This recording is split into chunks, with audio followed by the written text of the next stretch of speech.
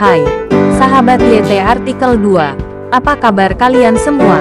Semoga kalian semua dalam keadaan sehat. Amin.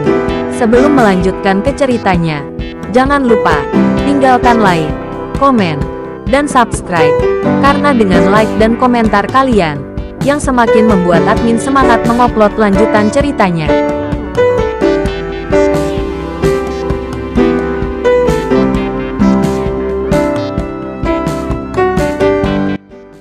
Episode 431.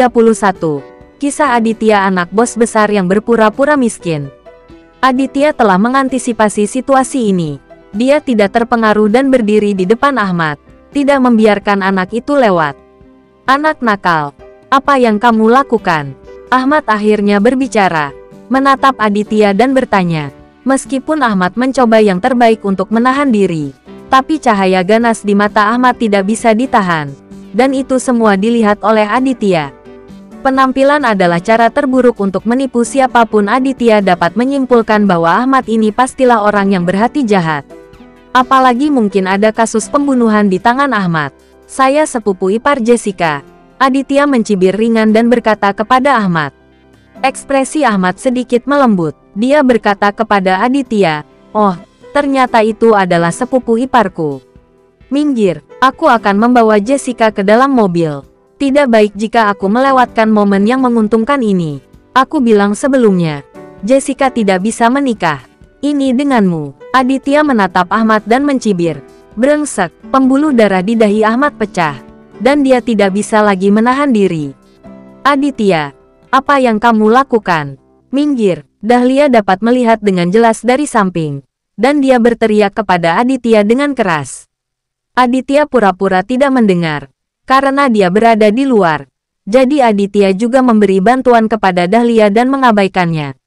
"Sepupu ipar, apakah ada yang salah dengan otakmu? Kamu yang berhak memutuskan apakah Jessica akan menikah denganku atau tidak." Ahmad bertanya pada Aditya dengan marah. "Ada apa denganmu? Apakah kamu tidak tahu?" Aditya berkata di sini, matanya menjadi sangat tajam, menatap Ahmad. Ketika Ahmad mendengar kata-kata Aditya, matanya berputar beberapa kali dan dia menarik napas dalam-dalam. Apalagi saat Dahlia memanggil nama Aditya barusan, hati Ahmad bergetar. Melihat Ahmad tetap diam, Aditya memperkuat penilaiannya. Ini seharusnya adalah saudara laki-laki Ahmad dan putra kandung Romla. Untungnya, dia datang ke sini sendirian kali ini. Jika tidak, Jessica akan menikah dengan putra si pembunuh. Dan nyawanya akan hilang di masa depan. "Apa? Tidak ada yang ingin kamu katakan? Apakah kamu merasa bersalah?" Aditya bertanya dengan dingin. Ahmad menjadi tenang, lalu tersenyum dingin dan berkata kepada Aditya, "Lelucon yang luar biasa. Apa yang membuat saya merasa bersalah? Namamu Aditya, kan? Tolong segera menyingkir. Saya ingin merayakan hari besar ini. Jika tidak, aku akan bersikap kasar padamu." "Apakah kamu tidak bersalah? Mengapa ibumu tidak datang? Di mana dia bersembunyi?" Aditya bertanya pada Ahmad dengan suara dingin. Wajahnya gelap seperti air. "Kamu?" Ahmad memasang ekspresi kesal di wajahnya. Dia mengertakkan gigi dan menatap Aditya dengan kejam. Saat ini, Aditya 100% yakin bahwa Ahmad adalah putra Romla. "Kakak ipar, aku tidak mengerti apa yang kamu bicarakan." Jessica dengan gugup berbisik kepada Aditya, dan dia berjuang untuk melepaskan diri dari pelukan Ahmad. Dia tidak membiarkan Ahmad menahannya lagi. Bagaimanapun, Jessica tidak lagi membenci Aditya. Dia tahu bahwa Aditya sangat serius. Itu sebabnya Aditya mencegahnya menikahi Ahmad. Dia cukup pintar untuk menyadari bahwa dia harus mempercayai Aditya, karena pasti ada yang salah dengan itu. "Jessica, abaikan orang gila ini. Ayo kita lanjutkan pernikahannya." Ahmad sedikit cemas dan mengulurkan tangan untuk meraih tangan Jessica. Jessica dengan cepat mengambil 2 langkah menuju Aditya. Dia bersembunyi di belakang Aditya, mencegah Ahmad menangkapnya. Ahmad menjadi semakin marah. Matanya dipenuhi dengan garis-garis merah saat ini. Dan dia berkata dengan keras kepada Aditya, "Aditya, kamu sengaja mempersulitku." "Haha. Bukan itu, aku tidak bisa mempersulitmu. Itu seluruh keluargamu. Kamu tidak akur denganku." Aditya tersenyum dingin dan mengambil 2 langkah ke depan. Mata Ahmed penuh dengan niat membunuh. Aditya terlalu familiar baginya, karena dia sudah tahu bahwa Adityalah yang telah mengalahkan ibu dan saudaranya. Kini ibu dan saudaranya tidak berani muncul. Aku tidak menyangka kamu muncul di sini. Karena kamu mempersulitku, aku juga bisa mempersulitmu.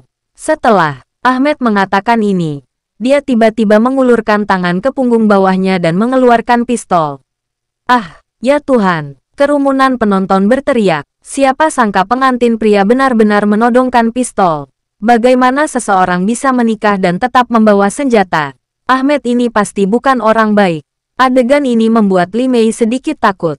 Hampir jatuh ke tanah. Baru saja dia mengira Aditya sedang bermain-main.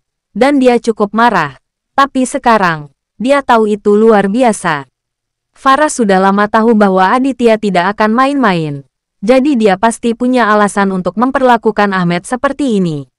Sekarang tampaknya, tentu saja, pada saat semua orang tercengang, Aditya telah mengambil tindakan.